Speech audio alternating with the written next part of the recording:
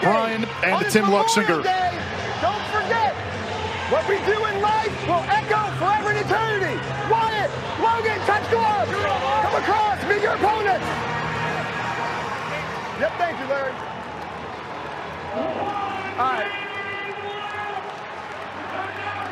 All right, Jack, Shay. We're going to stay off an apple right now, okay? I don't want a red ball to start off with. All right, Jack and Shay, just like we did in the pregame, right? Like we did in the pregame, right? Come down legal. All right? Give me a second for all of the announcements done.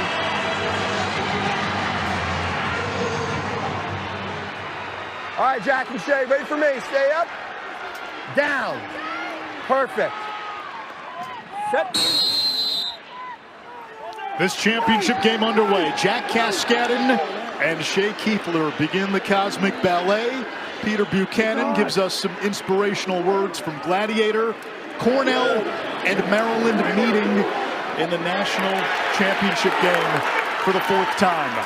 They met in 2022. Maryland was an undefeated juggernaut. Cornell gave them all they can handle before the Terps hung on, and we get a flag right away, less than 30 seconds into the game.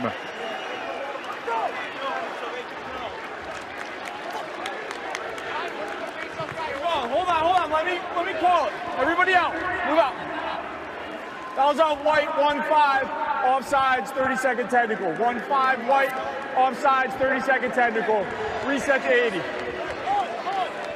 Cornell as the higher seed, wearing the whites. Maryland, the 2 seed, in the red, and the Terps with an early man-up opportunity.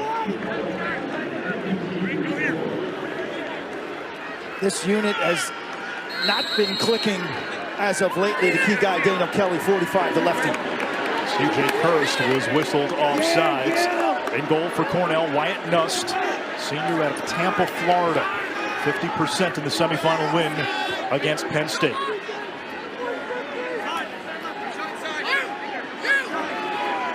Bryce Ford thought about the crank.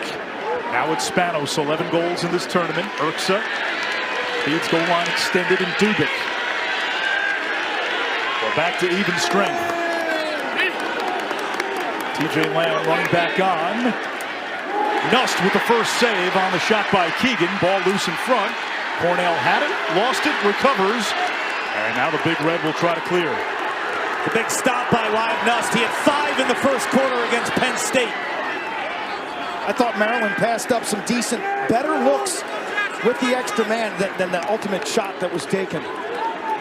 Cornell, the #1 offense in the country, averaging almost 16 goals per game. Maryland, regarded as the nation's best defense, they've given up a total of 19 goals in the 3 NCAA tournament games. Here's Hugh Kelleher, a hat trick in the semis. He has got a missile from the outside. Now Michael Long, at least 4 points in every tournament game this year. And now C.J. Hurst, the nation's best player, held scoreless on this field in the semis. Long fights inside, and Logan McNaney, one of the best big game goalies we have ever seen, playing in his 4th national championship game, comes up with the save. He's a flatliner. He's even keeled.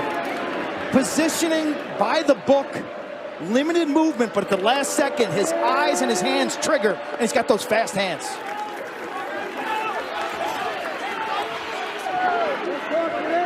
Park, we said this when Maryland played Syracuse in the semis. The Terps are known for controlling tempo. They want to play slow. Cornell, like Syracuse in the semis, wants to play fast. And their pacing has been off the charts with late scenarios in the shot clock, making it count. 3 of them against Syracuse, under 10 seconds. On a tired defense, they will feast. Spanos controlling. He's defended by Brendan Staub early on. Comes back to Spanos, now picked up by Jason Singer. Spanos had a shot altered. From up top, Daniel Kelly's bouncer fountains into the air. It's picked up by Kelly. That's a fresh 60-second shot clock. Braden Urksa spins it back to X. Spanos to orchestrate. Directing traffic, still plenty of time to shoot with the reset. Spanos gets on the inside roll, missed. Comes up with a huge save early.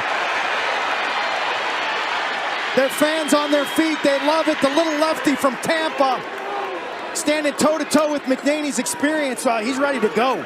He had a huge first quarter in that Penn State game on Saturday. Now Kirst. Schaller meets him out into the restraining area. CJ likes this. He likes when players get aggressive against him. Kirst windmills down the alley, gets inside. He gets turned away. No flag. Now we get a whistle. It's going to be a push on Maryland, but without possession. Cornell ball. Shot clock resets to 60. That's where Maryland is so good, supporting the matchup. So when CJ Kirst does get a step on Will Schaller, it's the timely slides. The 5 other defenders all speaking the same language. Luzzy swirls down the alley. Second midfield on for Cornell. Luzzy and Waldman both scored in the semis out there with Ryan Sheehan. Here is Waldman. Fires on the run. His second goal of championship weekend. 1-0 Cornell.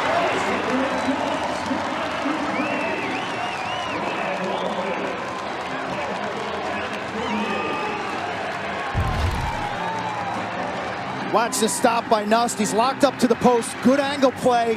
Matches up stick on stick. That ball actually ricochets off his cross and then hits the post. Defensively, Jackson Canfield, the double team.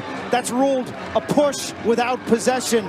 Cornell maintains possession. You give the nation's #1 offense another crack at it. Ryan Waldman flexing with this lefty rip.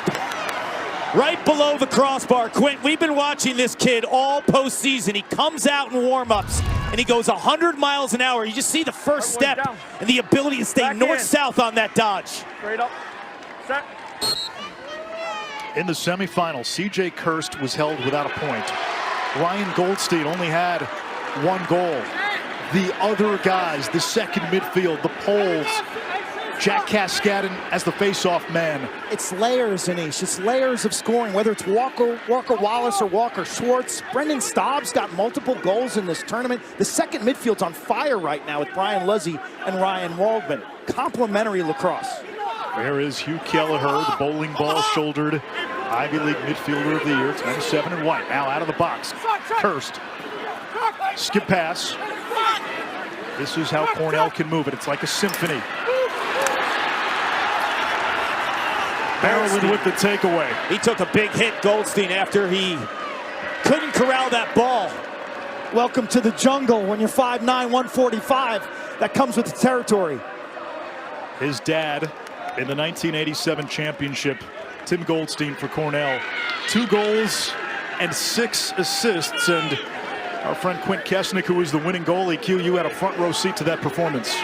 Ryan and his dad play the same game. They're super fast. They've got amazing IQs. And their passing skills, super elite passing skills.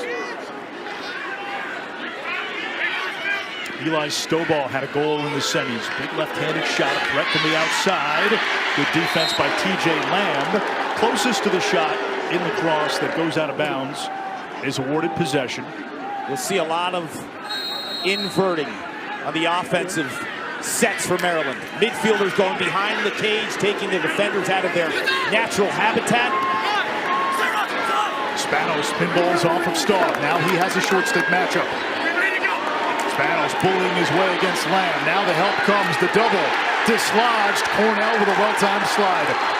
That's not going to cut it if you're Maryland. Remember, they run a motion offense. It's almost positionless. Rarely do you see them isolate solo. Here comes Bawsey.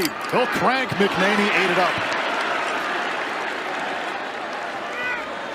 Logan McNaney, 13-2 as a starter in the NCAA tournament.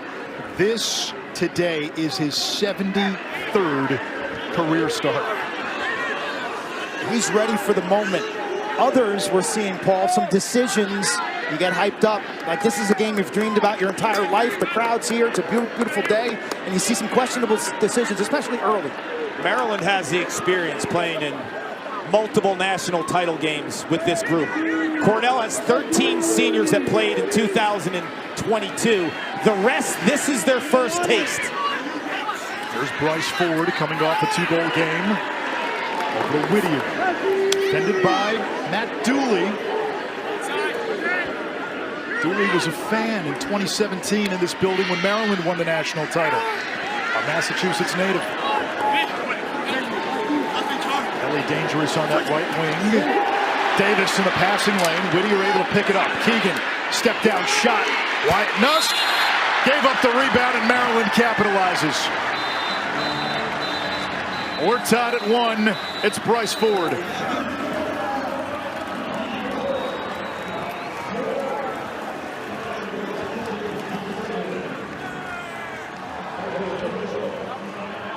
Big game Logan. He will stand toe-to-toe with any offense. You got to move him. You got to get him guessing.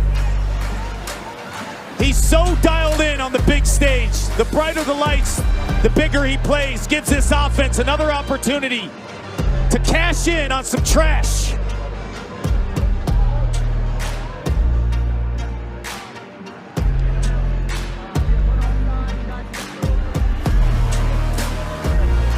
She has raised them to be not only great lacrosse players, great people. They are the nicest group of young men you can find. And CJ has told me, and anyone else who's asked, he plays for his father. His father, Kyle, passed when he was 12 years old. Every time he picks up a lacrosse stick, his dad is on his mind. He told me a few days ago, this weekend, at the forefront of his thoughts, playing for Cornell, but also playing for family, his dad, his brothers, his mom. Their positivity is unbelievable to be around. Forward looking. The game has been their oasis. You see that displayed on the field, Quentin and Anish. In that Penn State matchup, Kirst had 0 points, but he still made an impact with his work ethic. He told me that his dad always told him, don't worry about the stat sheet. You can impact the game outside of the 6v6. You look at his season, Dana. He leads the team in non-face-off ground balls, and he leads the team in caused turnovers. That is not a stat for an attackman. Those are hustle stats. Waldman, who's got 1 already, and Kirst, the backup.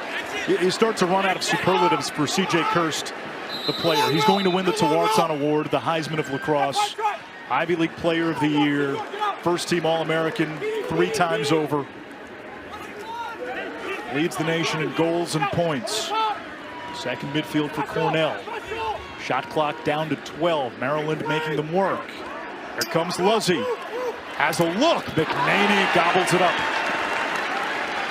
Tell you, Maryland has been hesitant to double team matchups. They left Schaller on an island with CJ Kirst. They left Luzzy and Waldman on an island. Slow to slide means they trust their goalie, Logan McNaney, to save those shots. We were talking in the break, watching this Cornell defense the first couple of possessions. They are so compact. They are forcing Maryland and asking them to shoot from the outside. Who are the outside shooters, Quint? You got Stovall, Spanos, Kelly from 13 and in. 13 yards and in, that is. Keegan, a former attackman at Binghamton. This is a man-to-man defense, but as Paul said, they're just so condensed, it almost looks like a zone. Maryland will work late into the shot clock. They get a shot there, and the backup belongs to Keegan and the Terps. So on the field right now, 45 in red, Daniel Kelly. He has the left-handed hammer. 7 in red, Eric Spanos, 4 goals against Syracuse. He can stretch the defense. Shot clock at 15. Here's Spanos. Short stick matchup against Gilmartin. Spanos jogs to X. Big Red supports this quickly.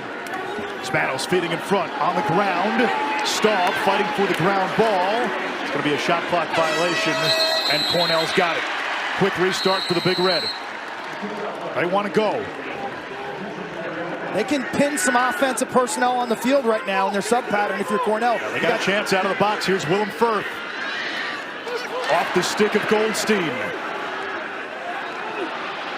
89 points for Goldstein, and that's only good for second on this Cornell team.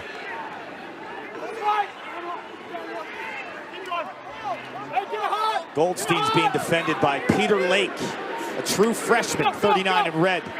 That's a matchup Cornell has to get aggressive with. Kelleher's got a short stick, lowers that shoulder. Now Andrew Dalton over to Firth. 5 All-Americans on the offensive half of the field for Cornell of their 6. Kelleher, a first-teamer. Defended by Maryland's best shorty, Kohler. Firth hits the pipe. And that's going to be Maryland ball off the... No, Cornell ball. Wow. Closest to the ball, where and when it goes out of bounds on a shot. Awarded possession. Now they change the call.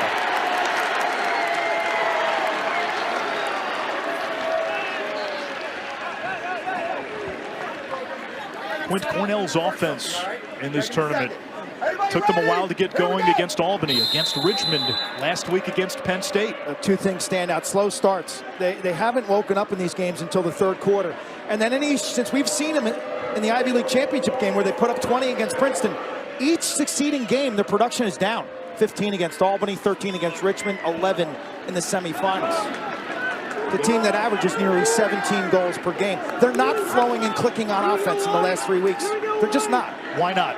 Well, I think there's been over-reliance on C.J. Kirst. I think the lack of ball movement through X. To me, Ryan Goldstein, 30 in white, is the key to it all for Connor Busick. They get great ball reversal through him. He's able to terrorize defenses with passes to the inside and to the weak side of the formation. Second midfield now for Maryland. Stovall, Schultz, and Aiken, who has the ball. Aiden Aiken, split dodge, easy save for Nust.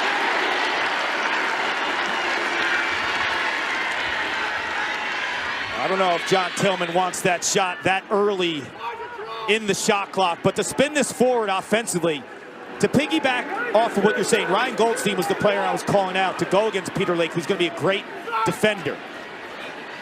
A little hesitation. Kirst, left hand free on the run. It will be popped into the air. Maryland trying to keep it in. They'll chuck it upfield. Comes back to Dooley. Now let's see if Cornell can play in chaos. Today, I think Hugh Kelleher is the party starter up top. He's going to draw double teams. Maryland's not going to give him as many looks as he got in the semifinals. Off of his ball movement, though, swing it to the wing and then to Goldstein. That's when the good things happen. Well, the good things happen when the ball's spinning at hyperspeed. It's the #1 team in terms of assists per game. So they don't score their unassisted goals at the rate when the ball is playing hot potato and everyone is involved. They average 11 assists per game. Now Kirst, he's got a matchup here against a short stick. Swashbuckling down the alley and too much helium. It will stay with Cornell. So we've seen some tape on CJ's right hand. When he dodges right-handed right there, if he has something wrong with his wrist, that's your top hand. It's so critical in terms of when you shoot with your offhand in the lefty's case. Goldstein got topside against Lake. He missed the cage. That's going to be the matchup. And going back to Kirst, he's had tape on his right wrist in practice. We noticed it on Friday. And his shooting percentage, nearly 50% for most of the season in the last 2 weeks. Below 10% right now. Including today, 2 for his last 22. Luzzy, the bounce shot and the score. Cornell's 2 goals today coming from its second midfield. This is the problem when you play Cornell. If you stop Kirst, you slow down Goldstein, you got to deal with the second midfield, guys like Luzzy.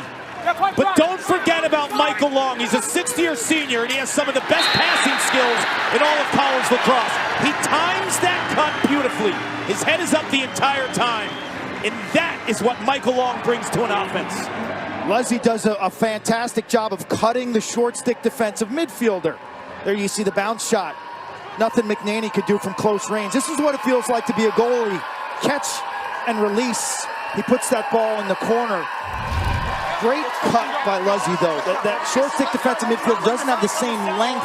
He doesn't have the same range or reach with the defensive stick. And so you get leverage on that outside shoulder. But he also knows you move at a different speed when a Goldstein or a Long has the ball, because he'll give it to you. Long has 11 assists this tournament. He is seeing the field beautifully and picking up for some of the slack of C.J. Kirst in terms of the attention he's getting. Maryland Terrapins with the ball. Final minute here. Opening quarter. The NCAA Women's College World Series starts Thursday for the 24th straight year. Every game on ESPN. The finals begin Wednesday, June 4th from Oklahoma City. For more information, go to NCAA.com, your home for all 90 NCAA championships.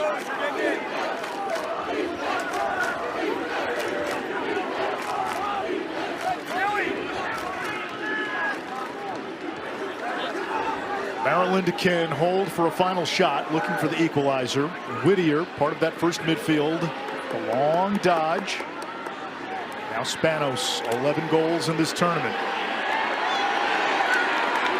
Inside of 10 seconds, Whittier. That one eaten up by Nust. He is 5 out of 6 in the opening quarter. Throws a mangonel the other way. Frustrating for Maryland. That's not going to cut it. They're going to have to go to the pick game to free up some of their Dodgers. They're not winning any offensive matchups. 15 minutes in the books in this 2025 National Championship. The Big Red with a 2-1 lead. 6. Case of the Mondays. That's been the kryptonite. It's all based on his normal routine and preparing for a battle with 7 days. And John Tillman has been to 9 national championships. It's the most ever. He's done it in 18 years. A.J. Larkin had 2 goals in this semi. Tumbles. Don't get a flag. Now we get one. It doesn't matter. Daniel Kelly ties the game at 2. We were talking in the break. How does Maryland ignite its offense? They go quickly. Two of the best players on Maryland are their long pole midfielders, Jack McDonald, number 51, and A.J. Larkin, number 26. And their impact in the middle of the field will be profound. Cornell, number 7. Push is wiped out. The goal is good. Face off. The ground ball win by Larkin starts the transition. He had a pair of goals in the semifinals. There's your penalty. Kelly sees the flag down. He understands that he can take a maybe shot and not get penalized, exactly. But his placement against the lefty cart, offside hip, I mean, turn and rake. What I liked most about it is he shot around the defender, and I think he screamed Nust. When Kelly brings that stick back and he uses his release and he follows through right on the hip of the defender, there's no way to track that ball if you're Nust. Kelly from the right wing. He pays rent to that portion of the turf. Talk to Michael Phipps, their offensive coordinator. He says Daniel Kelly's the smartest player on the entire team. He can tell everyone where their spots are. John Tillman said of all the players he has coached at Maryland that Daniel Kelly is most suited to become a high-level coach of the sport of lacrosse. Kelly from a big lacrosse family. He has had 2 goals in the first 3 games of this tournament, and now 1 today. First midfield for Cornell. Willem Firth, former Ivy League Rookie of the Year, 51 in white. Reminds a lot of folks of another Cornell great who wore 51, Jeff Teat. Here's Dalton out of the box. Cornell using the sub game. Big Red have the backup. That's beautiful offense. So you saw Kelleher that time using the sub game as a passer. A lot of times 27 in white will come full head of steam and be the dodger in the substitution game. Goldstein working on Canfield. Canfield knocks it loose. A lot of red.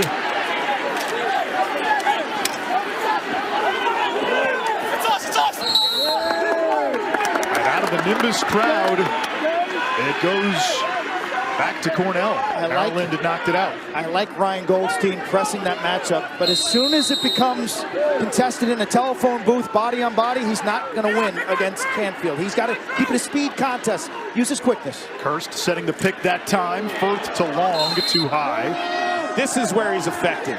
Space. In space, you use the firecracker feet. I like what he does a lot of times behind the goal at X2 when he uses the back of the goal to his advantage and make the defender think in terms of how you're going to guard him. Shot clock winding down. Goldstein, doorstep, puts it in.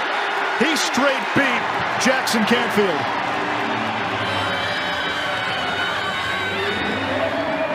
Get some ankle tape. If you're Goldstein, why take away your superpower? It's the firecracker feet. You're 145 pounds. Why go into the meat of the defense? This is beautiful. Change of speed. The hard plant foot. And there is no help. Maryland has to support this matchup, and they put Canfield in space. You got to show a little bit. You know, he beats him to the inside in the goal line, the tangent of the goal line. Had he beat him topside, I think the double team was there. Cornell spreads the field really well, and we've been talking about this Ryan Goldstein matchup. From a body type and skill set standpoint, Maryland's defenders are generally big and strong. They don't have a super quick guy to match feet with 30 Goldstein. How about Goldstein, who has 40 goals and 50 assists now on the season? Unbelievable sophomore campaign. Question for Maryland will be, how do you play that matchup? We've seen Canfield and Lake on Goldstein in the early stages of this contest. Jonah Carrier, the freshman who was third on the depth chart to begin the season, wins the faceoff. Now Maryland against this Cornell ride. Terps have to get it across midfield before the shot clock hits 60. And Canfield able to do just that.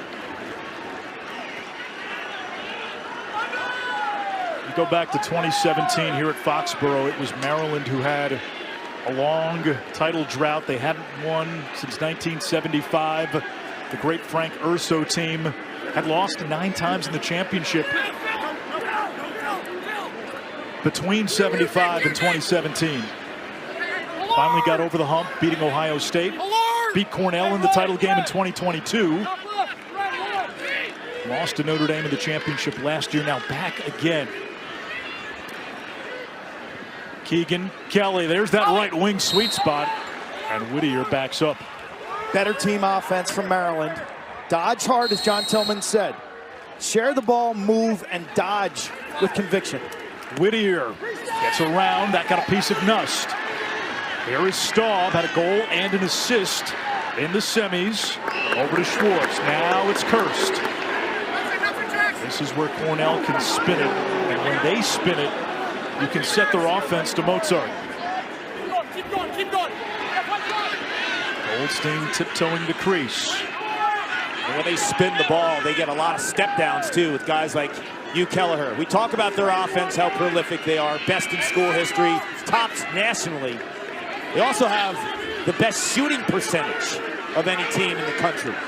Cornell going a little deeper into its bench. Danny Cadigan in there, 40 in white. Nothing. Goldstein will initiate from behind. Didn't get much on that pass. Now Dalton. Kelleher's got a matchup. Top right of your screen, 27 in white. Here it is. Now he's going to draw a double team. Then you're going to see Cornell spin the ball circular. You see the chance of Hugh from the crowd. A hat trick in the semis. Firth using the Cadigan pick. Gets to the middle.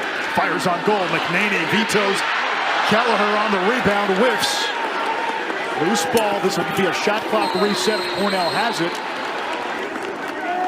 And a timeout by Connor Busick to salvage that possession with 10:58 to go here in quarter number 2.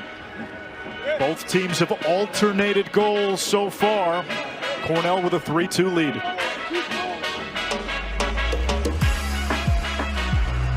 Alum turned legendary Cornell head coach. He used to say it's great to be here.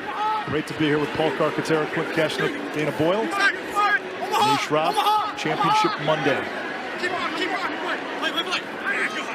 CJ Kirst working on Schaller, still looking for his first point of the weekend.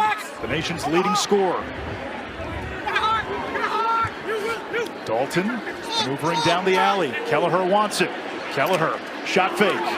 Fires with the right hand, shot blocked. And that last break we saw Kelleher holding his hamstring. Yeah, trainers were working on his right hamstring, and Hugh is normally the type of dodger that likes to continue with his feet moving at full speed, and he stopped halfway through that last release. That was a caused turnover by CJ Kirst. Just hustling. Talk about the culture of Cornell. Well, making those hard hat effort plays is in their DNA. CJ Kurst leads the team and cause turnovers. Once again, he does it. Listening to Mike Levine, what separates Cornell, he touched on the culture. It's so intriguing to me. You see guys from the 1970s, like Mike French, coexisting with guys who just graduated a couple years ago, and Gavin Adler. They're part of the same team still. It's generational proof, Cornell lacrosse. And Quint, you hit on hard hat culture. You see that number 21 on the hard hat? That's for former captain George Boyardi, who was struck with a ball in the chest and killed during a game back in 2004. Boyardi, the hard hat, it's the embodiment of what Cornell lacrosse is meant to be. And even in a year where they play such musical lacrosse on offense, you talk to the players, they say the hard hat is in their mitochondria. It's ground balls, it's caused turnovers, it is the ride, and a lot of numbers that are associated with Cornell, but 21 has a special meaning. And talking to a lot of the Cornell parents in our hotel, they said, you know, it's fitting because it was 21 years ago that George Boyardi passed away, and his parents are here today. And they're with Andrew Collins in the middle, who was a former teammate and captain with George Boyardi, and they're all in attendance today. And his impact is so profound. The locker is still there up in Ithaca. Everything they do is in tribute to George Boyardi. His legacy is being a great teammate. Those are the fundamentals of the Cornell culture. Even in the weight room, they don't do 20 reps. They do 21.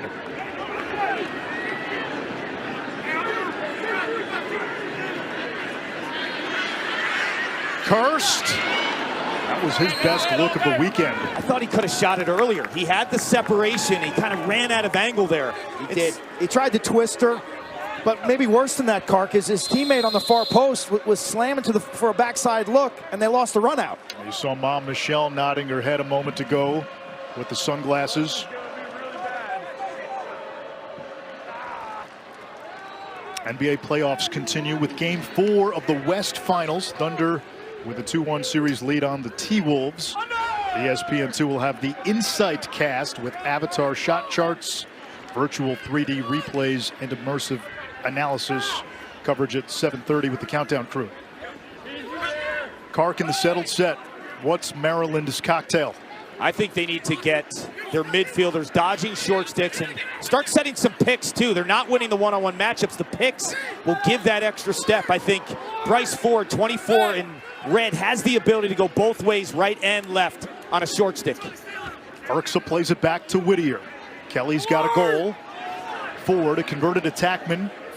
The position he played at Fairfield. Off the invert against the short stick, Gil Martin. Draws the slide. Whittier from the outside off the crossbar. Rebound to Maryland. Shot clock reset. Spanos has his man hung up. Spanos 6'5". Dooley slips. Spanos hands free, and he scores. His 12th goal of this postseason.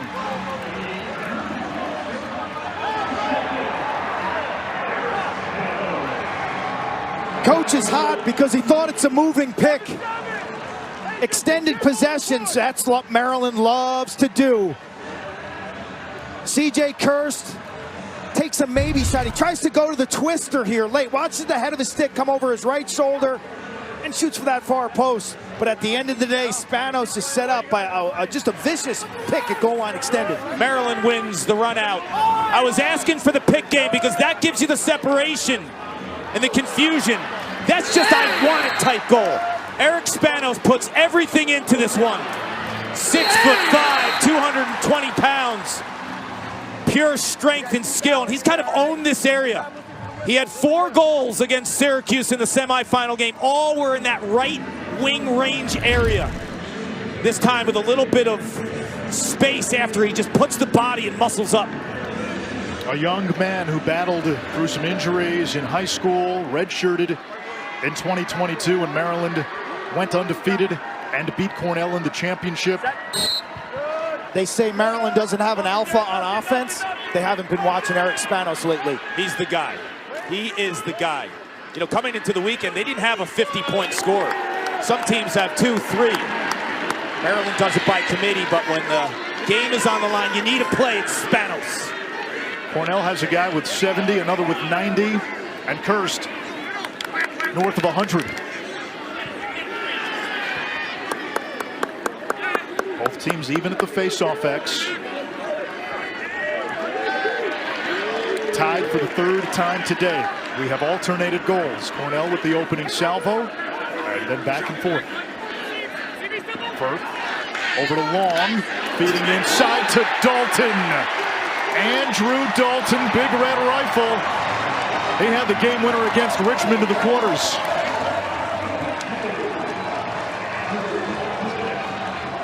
Dalton had a huge fourth quarter to propel the Big Red to championship weekend down at Hofstra in the quarterfinals.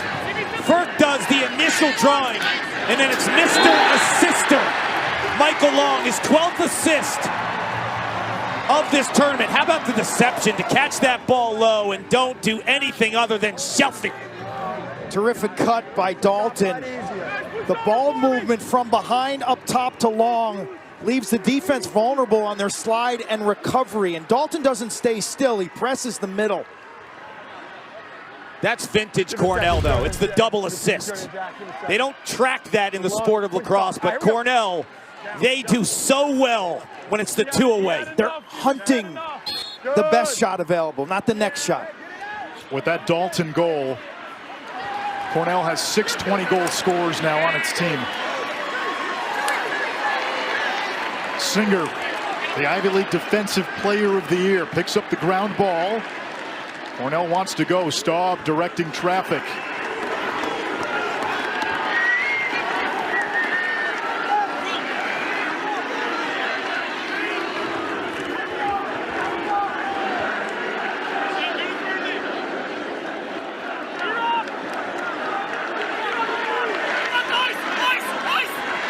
Firth eyes up Kohler, using the Kirst pick, feeding the crease.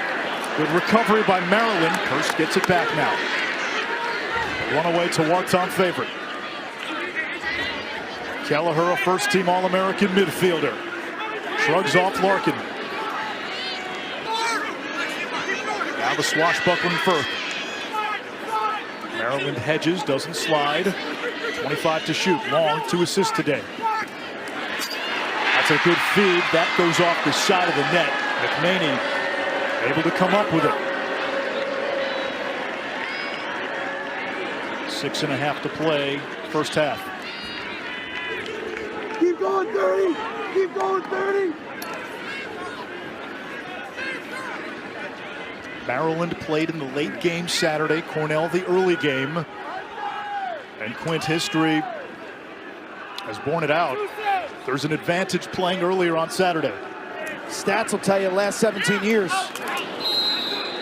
Game 2 winners, what, like 4 and 13 on Monday? Do you believe in those numbers? It's also a way to equalize. Is that real? Is that real? Equalize John Tillman. Less tape he could watch. Irks up, fires. Nust has been strong. 70%, 7 out of 10 for the senior out of Tampa, Florida, who was an attackman growing up. His team, coached by his dad, needed a goalie. His dad said, all right, why don't you play? That thing's moving. They want Long to be the trigger man. 97 from C.J. Kirst. 97 miles an hour. Normal hot spot. He's scored so many goals this season and throughout his career. But the last 3 games now, getting into this third game, only 2 goals. This guy who's averaged 6 points a game. The #1 pick in the PLL draft. Again, using the sub game here. Sheehan over to Kirst. Schaller on him. Kirst down the alley. That's off the pipe. Goldstein the backup. That resets the shot clock to 60. That's what I would do if I was C.J. Kirst. Schaller, 27 in red, wants to play behind the goal, wants to get muscle type matchup at goal line extended. Get him up top. Goldstein with his second. And we have our first 2-goal lead of this championship game. John Tillman looking at the replay. We talked about the Goldstein matchup. He's tried 2 different defenders on him, and they have no answers. Here's the save. Look, this is not a bad shot, but the location, that's an easy stop. Quite honestly, Maryland is putting the ball into the stick of Wyatt Nust. Here at the other end, Goldstein does it from the perimeter this time, outside the D-man. 145 pounds on Peter Lake, a freshman who will be a great one. But from a matchup perspective, this is a daunting task on the two-handed Goldstein. When you watch him play 30 and white, you have no clue if he's right-handed or left-handed. He may be little, but he is fierce. 12th multi-goal game this season for Ryan Goldstein. Dad Tim, a legendary player with the Big Red in the late 80s.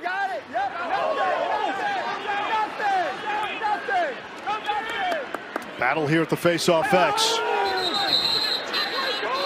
That's going to be a hold on Cornell. Maryland ball. 54 in red. George Stamos. Maryland's half-court offense is just sluggish right now. They got a rebound goal from Bryce Ford, Kelly from Larkin in transition, and then 1 Spanos isolation. We just have not seen the rapid ball movement. Where a defender slipped.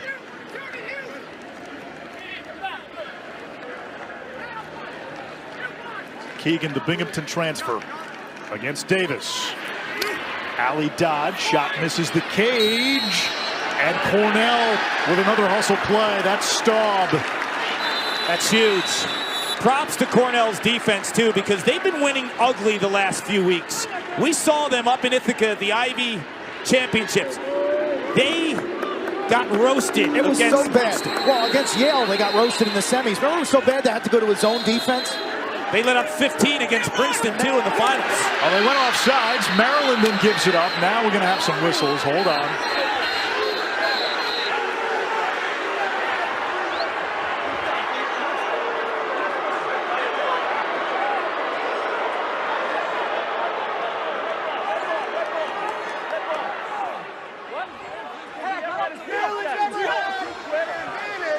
It looks like they're going to give it to Maryland. Shot clock. So off the offsides call, it's almost as if the officials are saying, hey, we never had the actual whistle for the restart.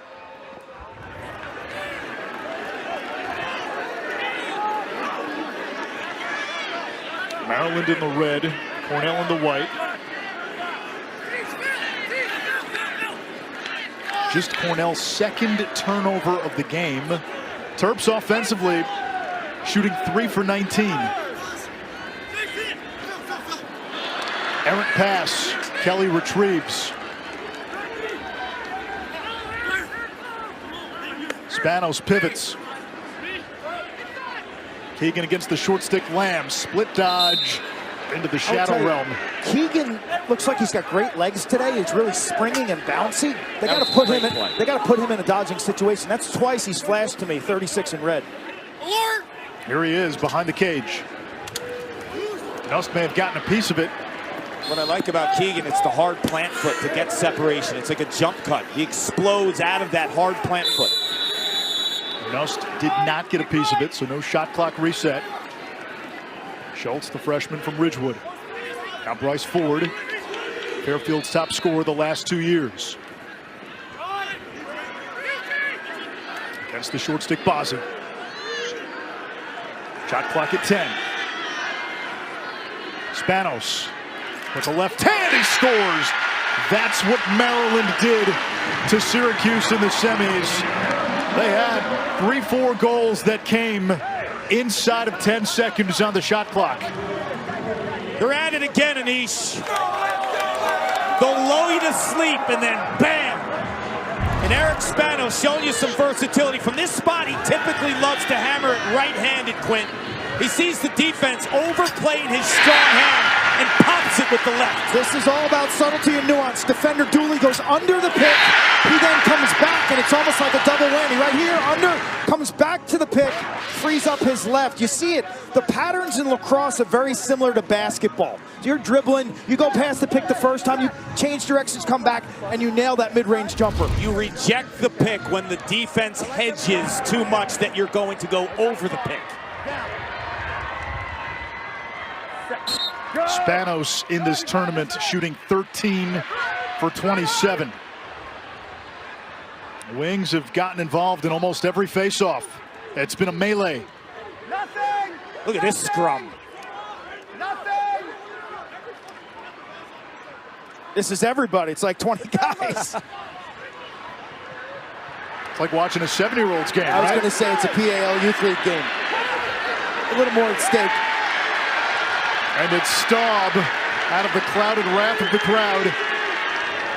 I mean, those plays, Cornell has repeatedly made the hustle plays in this game. Maryland's a team, they don't make mistakes. They're so clean in the middle of the field. They're the kings of the restarts. But today, Cornell, 3 times I got them with 3 hustle plays in this game. And they've only turned the ball over 2 times the entire half. That's incredible for an offense that likes to gas it. Kirst pinballs off a defender. Bad shot! And C.J. Kirst is online here on championship weekend. You almost feel the sigh of relief. Let's go Red feels their superstar. Brothers are in the stands. He's at it again, Quint. His head coach, Connor Busick, goes airborne after this goal. This bounce shot under the bar. Watch the kick you get off this artificial surface. Overhand. Oh. That goal just meant more. Last game against Penn State. 0 for 10. 2 for 13 in the previous game against Richmond. He is the star of all stars. Just like rocket fuel injected in their blood right now. Add one more to the ledger for the great C.J. Kirst. Well done. Better, greater than well said. Although it was Kirst who spoke to the team last night after dinner in the hotel. We're going to get a hold on Cornell. Cornell has had a couple of 2-goal leads at 5-3 and now 6-4. That's been the largest margin for anybody. Maryland has not led today. Aiken wheels down the alley. We'll try Davis again. Road to nowhere. Gives it up. Singer all over Urksa. Urksa got free, plays it back to X. Aiken, a chance here for Schultz. The freshman with his first goal in 5 games. The Terps bench explodes.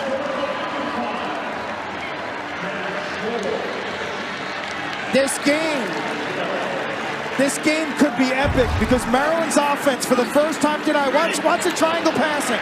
Urksa presses the corner, kicks it behind. They attack the far side. They get a high percentage shot. That is execution. That looks like Cornell's offense if you watch them on tape throughout the course of the year. Early March down in Atlanta against 2-time defending champ Notre Dame. Jack Schultz came to the party as a freshman. 2 monster goals. Down at Georgia Tech, Bobby Dodd Field. I walked away from that game saying he has a star, John Tillman, in this freshman. New Jersey State Player of the Year. The stage not too big for the young buck. Had 2 goals in a win against Princeton as well. Carrier and Cascadden. And Cascadden wins this faceoff. He's got 10 goals on the season. They got numbers here. 50 is the 6'7" Walker Wallace. He has the green light. They do. All their polls do. 11 poll goals this season from the Big Red. Final 45 seconds. Opening half. Cornell has a timeout.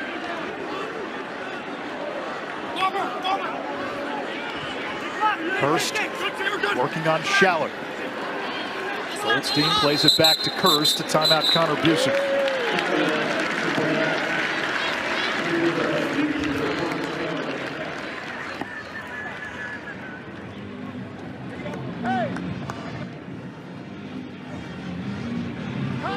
In the 1970s, you can say it was the decade of... This is a big spot right now for Connor Busick and the team. I think you start with a big body Dodger, either a C.J. Kurtz or a Hugh Kelleher, and then I would like to see some ball movement and find Goldstein in space. Well, yes, Kelleher is an automatic double team. Long has been your key passer, #1 in white. And Goldstein's behind the net as a point guard. Cornell probes the perimeter. Burke looking for the crease feed. It's taken away. McNaney. Left too much time on the clock for Maryland here. A chance to get even. Terps still have a timeout. They've got to get it into the attack box. They chuck it way downfield. Cornell saying that's a pass. Oh! Nust is out of the cage. Oh! Spanos had his shot blocked. That might end up being a critical play in this game. Nust was out of the cage. Maryland had time, and Spanos had an empty net, but his shot was blocked. That got dicey. That got absolutely disastrous. Right here, this is a great save. This is a live ball. Nust makes a play on it. He should have just scooped it and carried it to the sideline. So he turns it over, and then he gets dusted. But the good hustle, watch this is hustle play #4 right there. Eating the shot. That's an offensive player. Andrew Dalton eats that shot. Andrew Dalton, known as a Canadian inside finisher, making a hard hat play. And that's been the case for John Tillman and Maryland on Memorial Day Monday, 2-6 in the national title game, after having a spectacular record in the quarterfinals and the semis. In many ways, it's a microcosm of Maryland's history in this game as a program, even before Tillman. 4-13 all time in the national championship game. Maryland jumped. That means Shea Keefler cannot take the next faceoff. Cornell with possession to begin the third. I think what Coach Tillman's talking about. Look, in half-field sets, Cornell's offense is probably going to be better than Maryland. So the Terps have to win the middle of the field. They have the capability of doing it. Their long poles, A.J. Larkin and Jack McDonald, they can trigger transition for them. Let's see if Hurst can get going. Had the goal in the first half, his first of championship weekend. Nation's top goal scorer, nation's points leader, all-time leading scorer in Division I. Willem Firth. Kelleher's been quiet today after a big semifinal.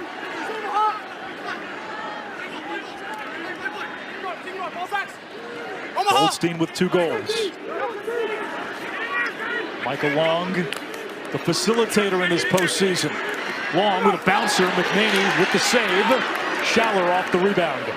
That was big for Danger. Danger on the clear. Stamos recovers. Mentioned earlier with Logan McNaney having to play a huge second half. In the wins this year, he's at 61%. The losses, he teeters around 50%. He had the 6 saves and the 6 goals against in the first half. This is the moment for Logan to give the offense multiple opportunities. His teammates all spoke about how he emanates a calm from the cage. That spreads to everybody. That shot hits the pipe from Kelly. Dooley catches the rebound. Pass down, pick down from Maryland. Nuss catches a break. Gilmartin turbos into the attack box, slips, gets mauled. We get a timeout. We did. Connor Busick sensing the importance of every possession and using a timeout less than 2 minutes into the third quarter.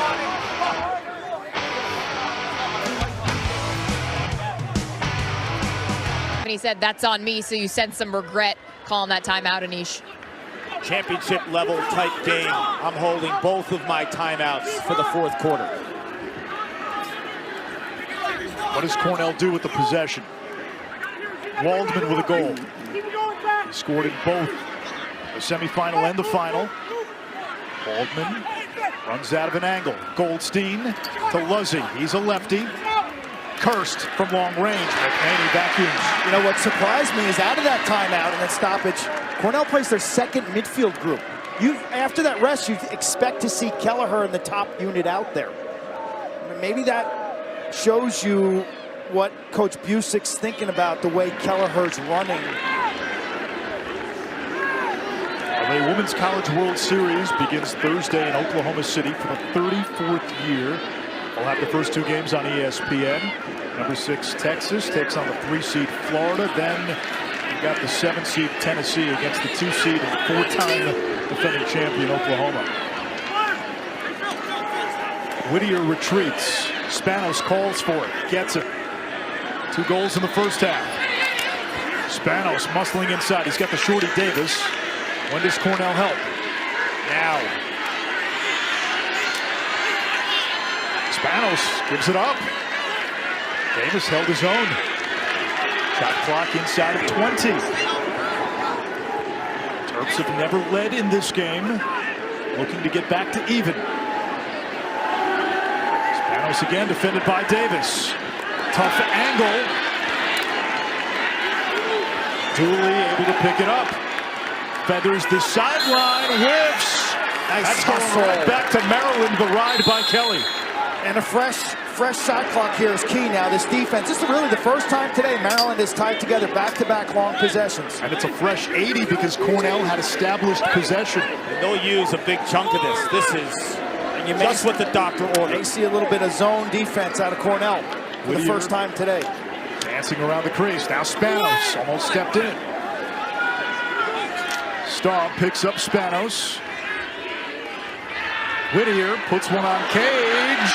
Big run out. And a hustle by Bazzi. The hard hat plays. I count 4 right now. That and the turnover differential. Cornell's just playing so smart, and they're beating Maryland in the inches. You've got to play almost a perfect game to beat the Terps. Taking another look at this offensive midfield. After the timeout, the second midfield Quinn alluded to was out there. Now Hugh Kelleher, trainers were working on a right hamstring. He's back in this game, but the one take since the trainers were working on him, you just didn't see that same pop. He's got the ball right now. Hugh the Hammer, Ivy League midfielder of the year. Now CJ Kirst, best player in the nation. Kirst wheeling inside. Second goal for Kirst. And the Cornell bench getting juiced. There's the family. Mom Michelle in the middle with the Reds celebrating. Brother Colin on the right, Boston Cannons goalie. Watch the pick. Just brushes Schaller. Kirst is running right-handed down the alley, and then at the last minute, Karki plants right-footed and cuts right across just to give himself a hair of an angle. He used his shoulders to get inside Schaller and create some leverage. Schaller wants to get to the point of attack earlier and get him off his line.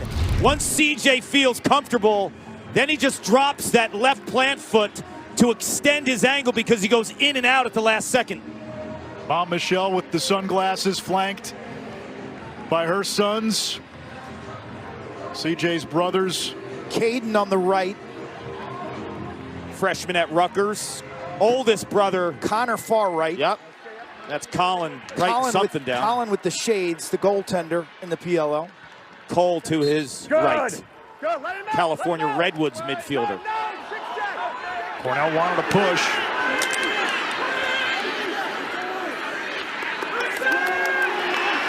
Big Red again. Another 50-50 ground ball that goes their way. Scrappier. They've been scrappier, without a doubt. Clark, Maryland has gotten Cornell to play its style. It's been a slower game. It hasn't been as frenetic.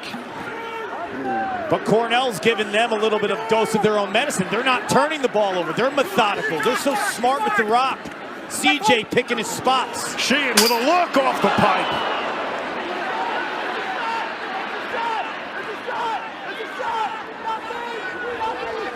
If Cornell gets this, a shot clock resets to 60. Ball popped into the air, and it comes back to Cornell, new 60. So now the Big Red can make this Maryland defense dig in a little deeper. Kirst has scored the last two.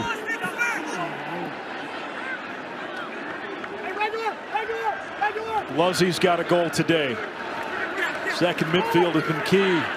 Michael Long, that one will reset the shot clock to 60. 95 miles per hour. Fourth pipe that Cornell has grazed. Goldstein, top side, not much on it. Kirst feeding behind the back. Waldman and McNaney had the backup. That's the veteran mind, the run out. If you're a nervous first-time goalie in a stage like this, you just want to stop the rock. McNaney knows and he senses once that ball leaves Goldstein's stick, he's getting that run out closest to the ball when it went out of bounds on a shot. You're standing next to somebody who's pretty good at that, Quinn Kesnick. Make the plays that are presented to yourselves as a goalie, whether it's a ground ball around the crease, clean outlets, or a run out. Park, what's the matchup here for Maryland? I think Spanos has had some success from the attack perspective. But I think Keegan and Ford against the short sticks. Irks up. Body save, Nust. Fox wants it on the outlet. Finally, Nust sees him. The second saves for Wyatt Nust. That was the second midfield group for the Terps. Maybe a little impatience. Seen them twice now get shots off quick in the shot clock. Kirst sledgehammers inside, draws the flag, free possession over to Long, and now this surgical and lethal Cornell extra man unit goes to work. Yes, but against a technical, rock-solid man-down defense. Another strength on strength. That was on red 7. Hold. 30-second technical. 7 red. Hold. 30-second technical. Reset to 60. This is one of those specialty situations that with a week's prep, if you're Maryland defensive coordinator Jesse Bernhardt, you plug in all the clips from Cornell this season, you go through them, you rep them in practice. So on one day's prep, don't be surprised to see Cornell set up in maybe a different look to throw them off guard. And if you're Maryland, you cannot lose 51. Willem Firth, 9-man-up goals, second in the country, behind a Jack Horrigan of Providence. Firth has it. The interior passing with the extra man is what makes Cornell so good in these situations. This unit hasn't scored in the NCAA tournament. Kelleher, Kirst, skirts wide, Goldstein the backup. They have all the ingredients. You got the passer behind the cage in Goldstein, wing guys in Long and Kirst, and then I think like that tweener in Firth. That's why he's so good. He's got some range, but he also has the inside game. Skip pass, Kirst. Maryland gets its sixth man back in there. Kelleher falling down, able to hold on. Shot clock now at 20. 26 in red, Larkin's a beast. Redshirt sophomore, rising star, be a first-round pick in the PLL. Kirst strong to the cage, like a tremendous machine. He scored 3 in a row for the Big Red.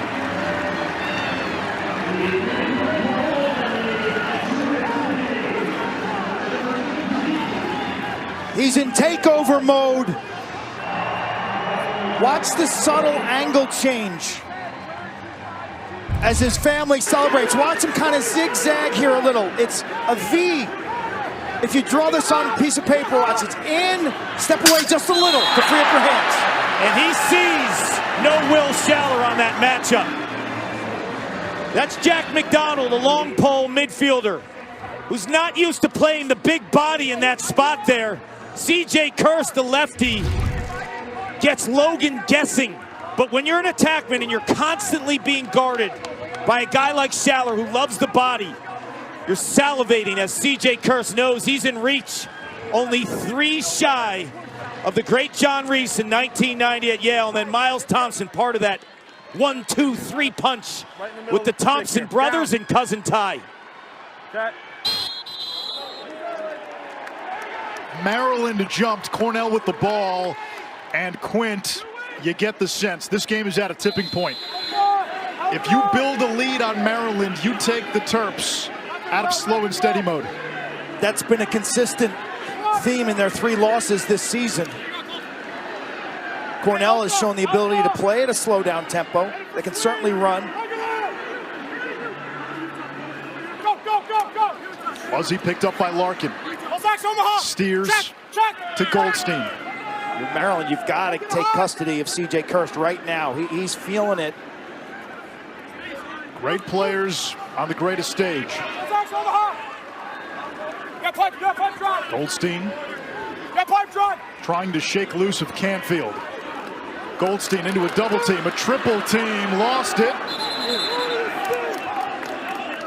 We're going to get a hold on Cornell.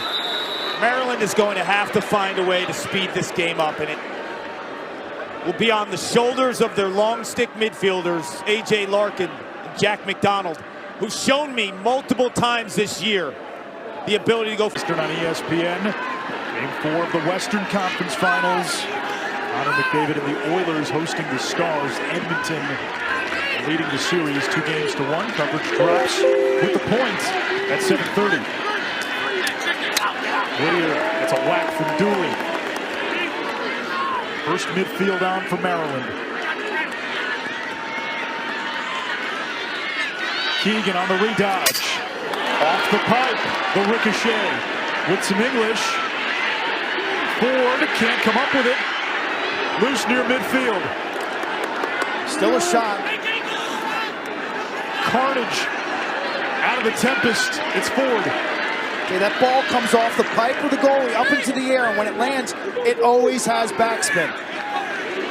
So with a fresh shot clock, Spanos pedals back. Checked by the short stick, Gil Martin. That's a Ward. He got away with one. And finds Urksa for the goal.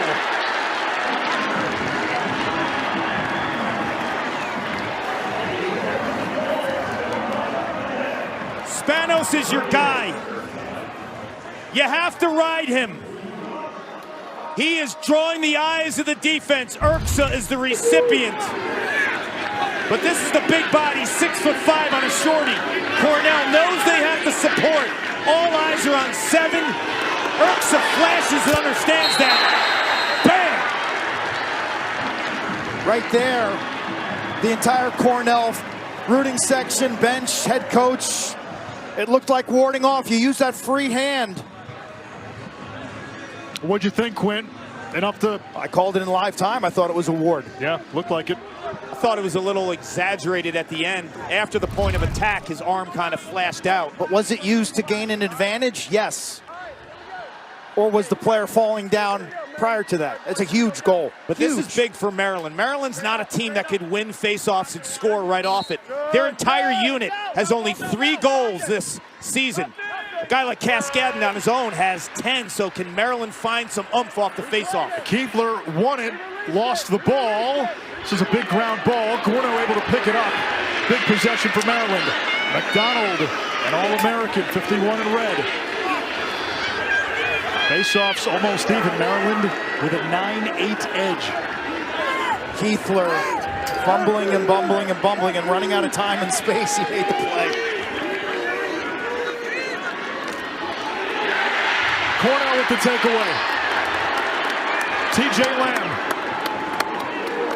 Now Quint, going into this tournament, you questioned Cornell's short stick defensive midfield. They played well in this tournament. Staub cranks, boy, he has the green light. Scored in the semis. And Ish, one thing we learned at the Ivy League tournament, Cornell plays about 6 different short stick defensive midfielders. They can go as deep as 4 at the long stick position.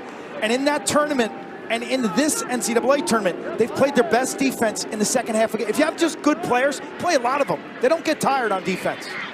Keller. Anvils down the alley.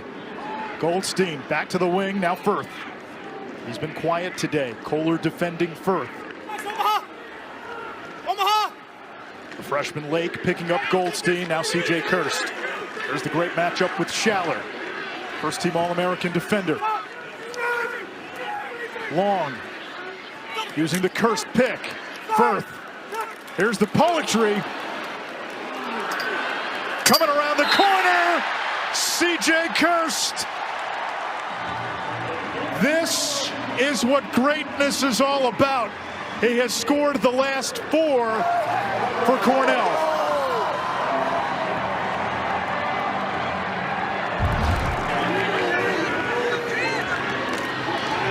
Nice cross-check hold by Lamb, and he's off to the races. He just kind of guesses correctly.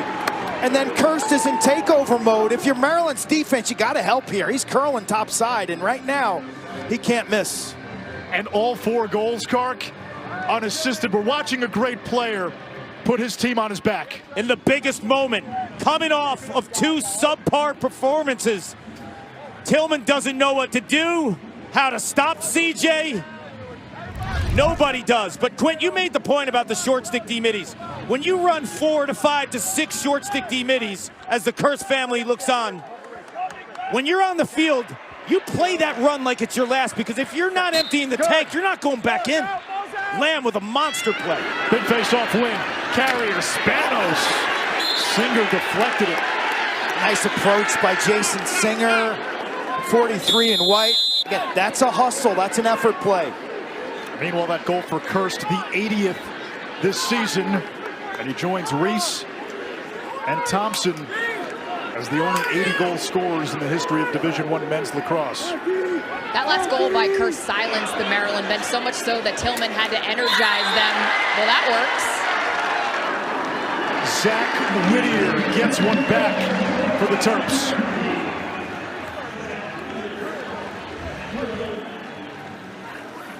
Timely goal, the senior from Washington, D.C., known as a passer. He actually leads the team in assists, and so he's given little respect. He's given all sorts of real estate up top. Back and forth he goes. Slide is late, and he beats Nuss from mid-range. He's a passer and a natural lefty. They are forcing Whittier, begging him to go down the right alley. And Nuss there just gets caught. Whittier's offhand, stick side low. Players tend to shoot low with their offhand. Less power. They rely on the accuracy game, and there's something with that motion. Yes, it's natural to go over the top. Full overhand with the offhand. When it's your strong hand, you have all those different release points. Unless you're supernatural. And Quint, we're seeing Maryland now going early in the shot clock like they did with Whittier. Perhaps there's a bit of urgency on that Terrapin sideline as well. John Tillman, Mike Phipps, their offensive coordinator, and I think their entire team understands what's at stake here, and you can't sit back. Now, they're forced to attack. You're not going to see the 80-second possessions. They can play fast. Pacing-wise, over the course of the year, one of the slower teams. Only 2 other teams in Division I slower pacing-wise, but they've shown spots throughout the year where they can strike quick. Urksa, little shake.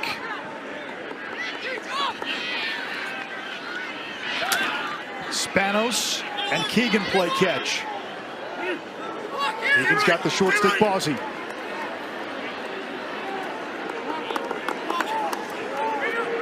Cornell remaining in a man-to-man defense.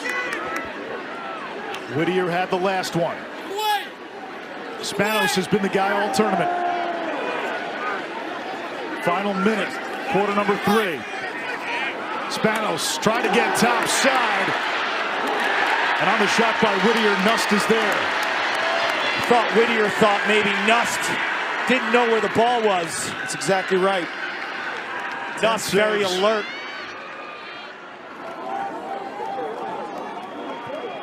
.30 seconds left, third quarter, national championship. The 9-7 score, that was the final in 2022 when Maryland beat Cornell in the title game.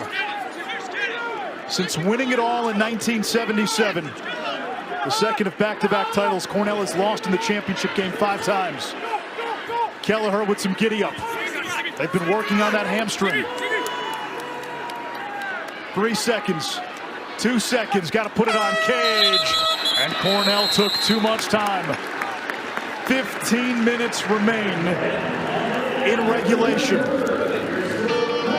Cornell has been close before on Championship Monday on this field. Can they close out the Terps? Or will John Tillman and Maryland win a 3rd title in the Tillman era?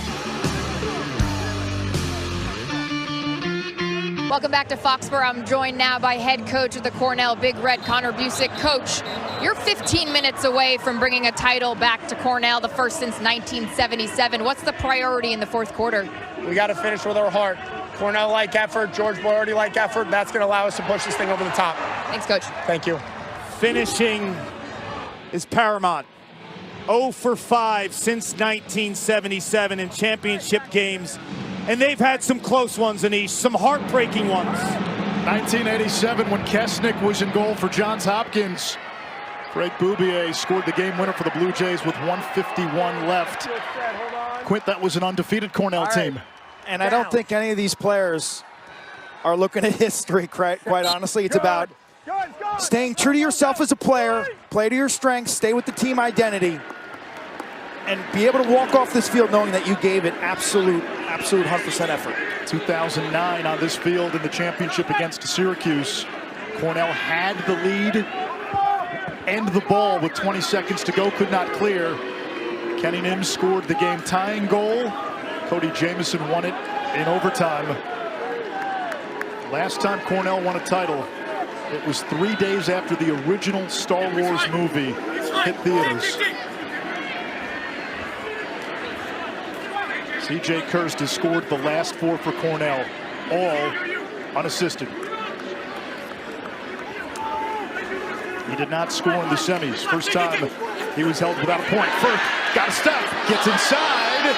Cornell wanted to push. Instead, a turnover. Only the 6th of the game for Cornell. Both teams have played pretty clean. 6 turnovers apiece.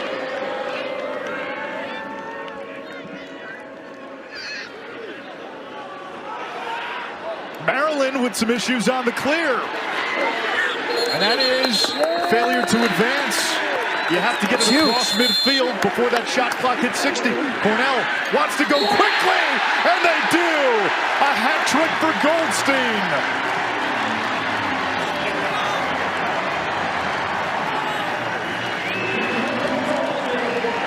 This is disaster zone for Maryland. Number 2 in the country clearing the ball. They've been impeccable all season long. Desperation to get it over the midline to avoid the 20 seconds. And then Goldstein capitalizes and puts Maryland in an awful spot. Schaller, 27, should have gotten into the hole, but he's on C.J. Kirst. So he plays this dead ball upfield, and Goldstein's behind him. The end zone view showed 27 flowing upfield. Sometimes you have to forget about your matchup and just get into the hole and stop the transition. Cornell wins the restart. And the righty Goldstein scores with what hand? The left. Right there. Straight up and down, Woolfield. Set. Goldstein and Kirst have 7 of Cornell's 10. Highest scoring tandem in all of Division I. Carrier, the freshman, a big face-off win. And Maryland has started to take control at the face-off X. The NCAA Women's College World Series starts Thursday, and for the 24th straight year, every game on ESPN. The finals begin Wednesday, June 4th from Oklahoma City. For more information, go to NCAA.com, your home for all 90 NCAA championships. Urgency now for Maryland. Keegan against Gilmartin. Ford plays it to Urksa, using the Ford pick. Urksa, right hand free, whistles it high. Back up to Kelly, 32 to shoot.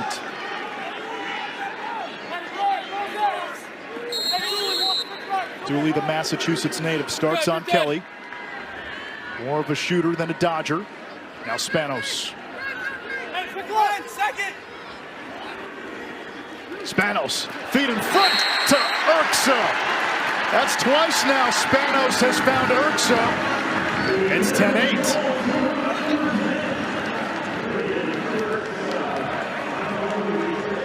Starts with winning faceoffs, and then this is a gorgeous spot feed, like a lob pass.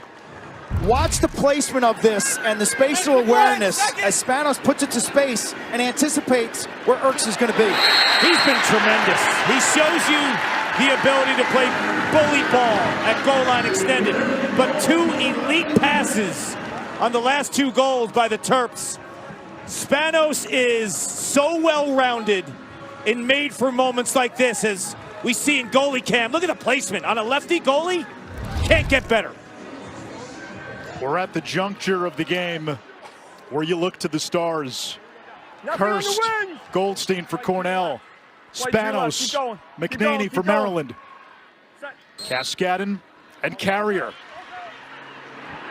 Big ground ball. Wallace could not hold on. Cornell able to come away with it. That was actually Michael Melkonian taking the face-off.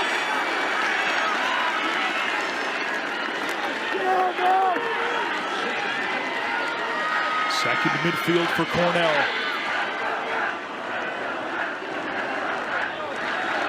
Sheehan, Luzzy, and Waldman. Luzzy pedals in.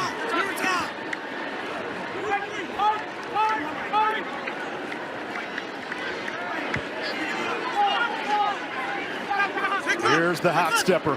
Kirst, defended by Schaller. Kirst absorbing the contact.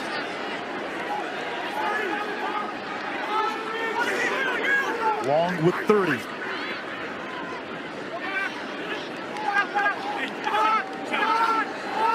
Wing dodge Sheehan.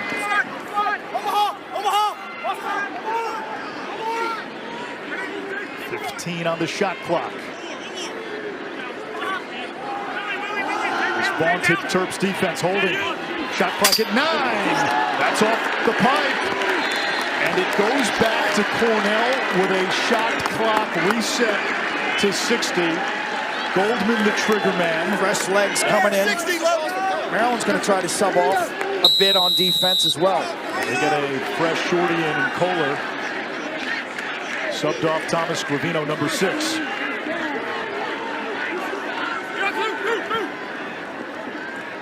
Hugh Kelleher. There's Kirst now, shaded by Schaller. Using the pick, Kirst gets inside on the cross. McNaney, the veto! Star power against star power converging. We knew he had to steal some. We said it at halftime. Nobody has played bigger in big spots over the years for the Terps than the 5'8" goalie from Corning, New York. And if Maryland scores here, off of that save, that's a pendulum swing, a violent one. John Tillman sensing the moment, uses a timeout. That was an incredible example of Logan McNaney's patience. You get some breaks in this game when you're a keeper. Rattles one off the iron. But patience, instincts, and efficiency, just waiting for the last moment to match sticks.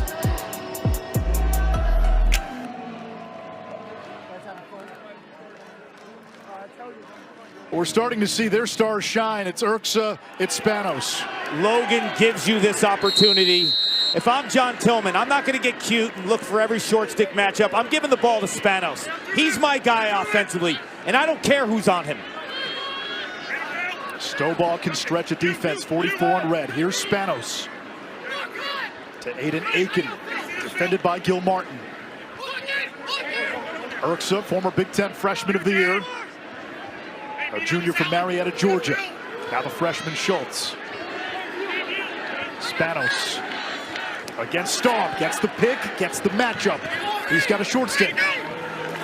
Spanos wants to take it. Help coming. Who's open? Spanos, left hand. Nust got a piece. It's going to stay with Maryland. You see why? They're using the pick game, but he's playing with a different type of sense of urgency. 7 wants the ball. He's taken 8 shots. Maryland sets beautiful picks, effective picks. They crush you in the picking game. 2 goals, 2 assists for Spanos. Stovall all the way, flag down. The goal is good. Maryland within 1.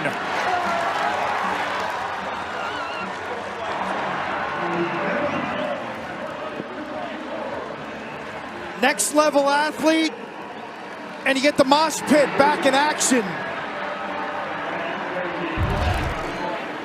Watch him go underneath, a little bit of an S dodge, underneath and then back up the goal line extended. Does he land in the goal mouth? It doesn't matter, he was pushed in the goal mouth. You could land in the goal mouth, and there was a flag down because of defensive pressure. It's the half circle within the crease. Stovall leaves his feet, but he left his feet because of defensive pressure. Right there. Right there, they call that. So they call that, which gives him the green light to land in the goal mouth. That reminded me a lot of C.J. Kirst's underneath type dodge. You set the defender up, there's a little stutter and change in your speed, and then you win the leverage game from going under to over. Carrier giving Maryland a boost at the face-off X. Carrier may turn out to be the hero if Maryland can finish this comeback. He started the year 3rd on the depth chart. In 2017, it was John Garino who started the year 3rd on the depth chart and turned into a game changer on championship weekend. Jonah wasn't a highly touted recruit, Coach Tillman told me. They got him during COVID. He was more of an athlete converted into a face-off guy. He's been a spark plug here. Whittier up top to Spanos. Picked up by Staub with the giddy up. Dumps it back behind the cage. Keegan on the invert. Terps have never led in this game. Down a goal. Urksa measures Lamb. Plays it back to Spanos. Nust, a huge denial. Wyatt Nust has gone toe-to-toe in every way with Logan McNaney this afternoon.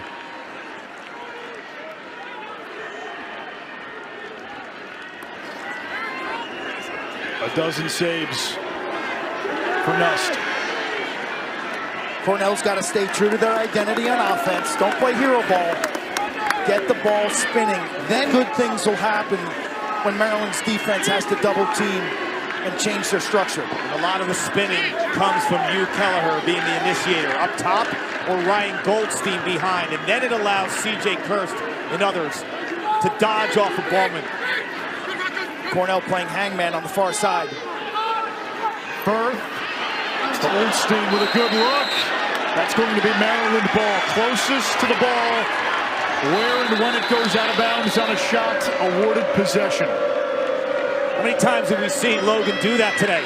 It's the caginess, the veteran. He told me don't get owned by the moment. That's a brutal turnover. A rare, careless turnover from Maryland on the clear. The best clearing team in the country. Seen that now twice in this second half in big spots in the fourth quarter. Losing opportunities for your offense with a careless mistake in the clear game. Right after McNaney bailed you out with a big hustle play. Less than 7 minutes to go. A championship game, perhaps inching its way into the classic tier. First has Canfield. Inside roll. 5 goals for C.J. Kirst. Up to 81 on the season, 1 shy on record. He's been covered by Will Schaller all day, and the brothers love it. Killer turnover by Maryland, sloppy in the middle of the field. Penalty is wiped out. That is just not who they are as a team and have typically been. This is a killer. And then on the ensuing possession, you don't get the right matchups. Schaller is not covering Kirst. Kirst sees it and takes advantage of it. He has 5 goals today. All 5 are unassisted. What does that equate to? I'm owning my matchup. I'm owning the moment. I want to be a legend.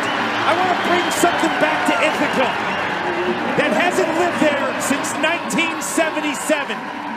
Own the moment, young superstar.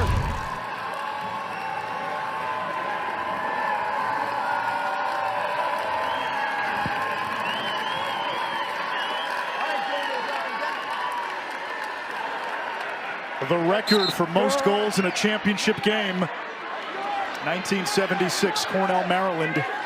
Mike French scored 7 for the Big Red. Kirst has 5. Cornell has the ball again with a 2-goal lead. Less than 6.5 to go. It's a big-time play by Staub. Bursting out of the defensive zone to get that loose ball. And the clean handle. Every possession from here out matters. The last 7 Cornell goals have been scored by either Kirst or Goldstein. And 9 of the 11 Cornell goals unassisted. So at the end of the day, when you break this game down, it was about matchups. My players have been better than your players from a one-on-one perspective. It took C.J. Kirst a little while to get going. The switches stayed on. Omaha, nothing, Jet, nothing. Only a 2-goal lead.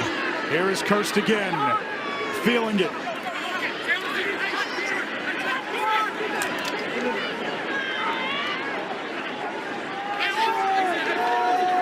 Michael Long with 12 to shoot. Takes Cornell behind the cage. Long. That looked like a kick save. Near the sideline. No, it's going to be Maryland ball. Smart play by Jack McDonald, but that was a kick save. Terp's defense looked tired for the first time there. It looked like Long might have won the run out, but he was actually out of bounds when the ball eventually went out of bounds. That's a great call by the official. Maryland 3 failed clears today. Cornell has one of the top rides in the country. That's offsides. Catastrophic. Out of character. He knows it. These are self-inflicted wounds that you never see back to back to back with Maryland. 4:40 to go. The reason for that offsides, polar opposite sides of the field, Anish, that flip-flopping. One minute goes over, and on the far side you have onside responsibility. So it's back and forth, back and forth. They both got caught beyond the midfield line. 4 failed clears for Maryland. They cleared at 91% entering the game. Kirst with a bouncer. Goldstein, the backup. 4:13 left in regulation. Cornell nurses a 2-goal lead. Goldstein defended by Lake. He scores! It's been Goldstein and Kirst. 4 for the sophomore. And this 3-goal lead for the Big Red feels massive.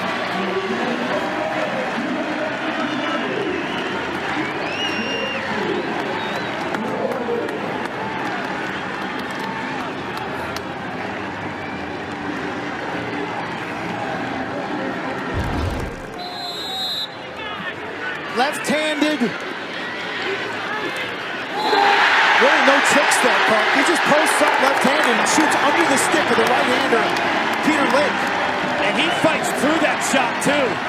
This isn't a situation where he's using space. He uses his body and he shoots around Lake. That is another unassisted goal. Goldstein flexes, and when you think about this day by Goldstein, it's been massive. He's been the best possible Robin to a Batman. Like father, like son. Dad in the '87 championship against Hopkins had 8 points. Face-off violation there on Cornell. Now Maryland cannot afford patience.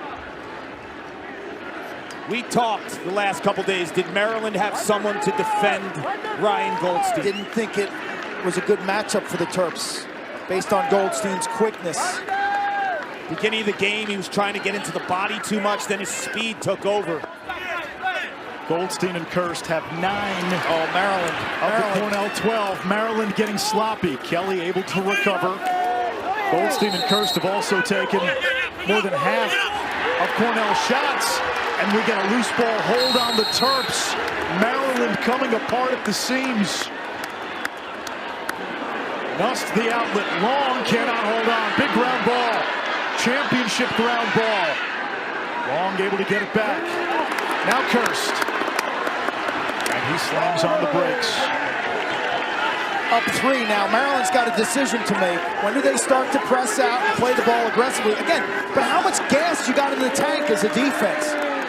You got to empty the tank, Quint. I say this because the face-offs are so even. If it was a game where there was such a decisive margin facing off, maybe you don't press as early. You got to go right now. Logan McNaney staying in the crease. Cornell's going to be ultra conservative. They've got to be aware of field balance, and if there is a turnover, you can get back in the hole and deny transition. Cornell's in no rush. Cornell's in no rush. Why isn't Maryland in a rush to press out?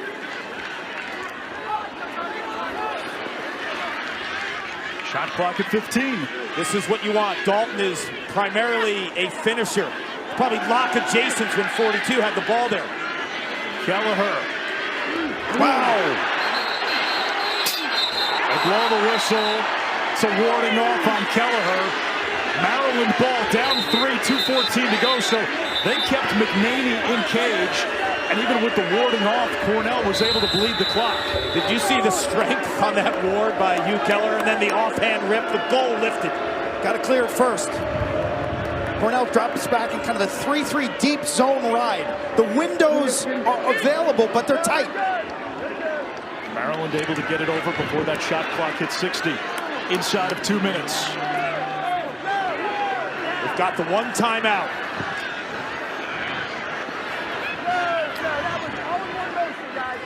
Out of the box. Whittier. Cornell packing it in tight. Urksa sees a lot of congestion. Ford able to save the possession. Now Keegan. 90 seconds left. Maryland down 3. Still no shot on this possession. We'll get a flag. Now Whittier puts one on cage and scores. Heads up play by Whittier, knowing that with the flag it's a free possession. Get the man up quickly. He puts it on goal. He scores. That will likely kill the penalty. Number 7, hold, is wiped out. Good. The goal is good. Face off. Spot on, Anish. There's the ward by big Hugh Kelleher. And then Whittier. John, what are you thinking here? Spot on, Anish. He knows it's go time. There's the flag. You got to shoot right away. Pass down, pick down. Deals with that hold on the corner from Davis. You talk about the importance of face-offs. This is gigantic right now. Carrier has won 11 of 17. The freshman standing over Cascadin. Or rather, Malconian.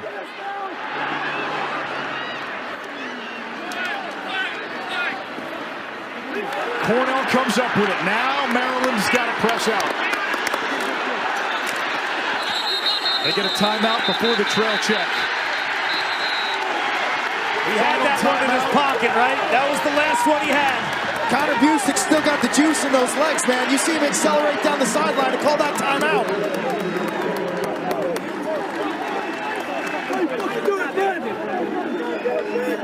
Now Coney and the freshman comes up clutch. If there's one fan base. Protector, chest protector, and a goalie stick on the field. That doesn't mean they have to be in the goal. So the Terps have 7 defensive players now in the D zone. They'll apply the double team and leave the empty net. So McNaney, like you said, on the offensive half of the field. Cornell, winners of 13 straight, 17-1. Avenged their lone loss this season in the semis to Penn State. on the brink. Schaller's a free runner. He's right in front of the net to discourage the Kirst outside shot. And then he'll jump the double. Here it comes. Here comes Schaller to help Larkin. Kirst running away. Kirst scores an empty netter, and he will! He ties the single-season goals record, and he puts Cornell up by 3 with 50 seconds to go.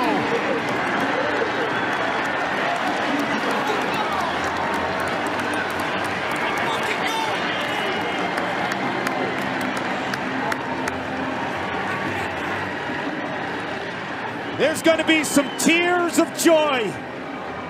The Kirst family and Big Red Nation. If there's one player you want the ball in his stick in this spot to close it out, to tie the record, it's almost 2-story book.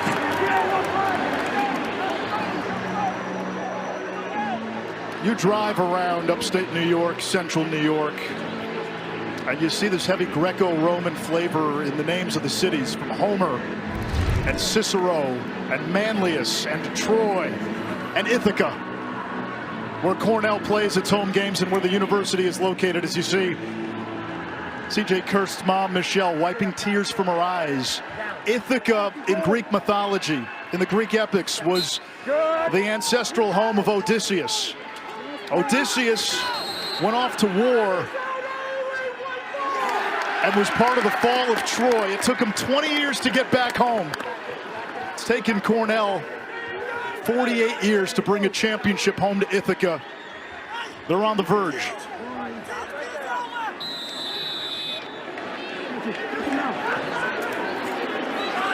Davis stepped out of bounds.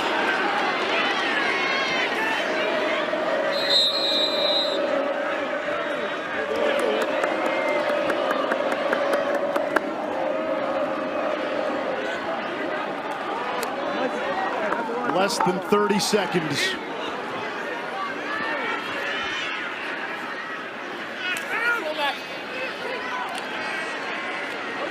Spanos, 15 seconds.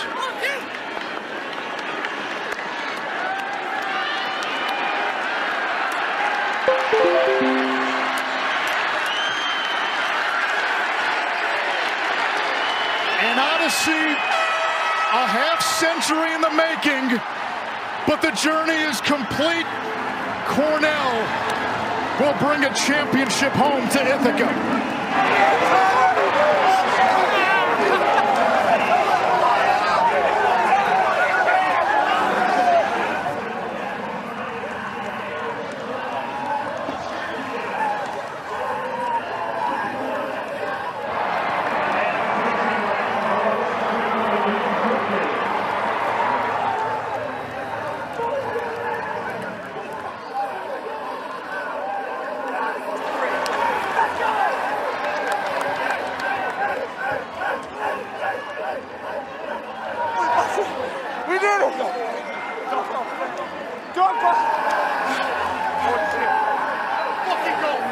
One of the great championship game individual efforts we have seen. C.J. Kirst was held scoreless in the semifinals for the first time in his career. He responds with 6 goals to deliver Cornell its first national title since 19.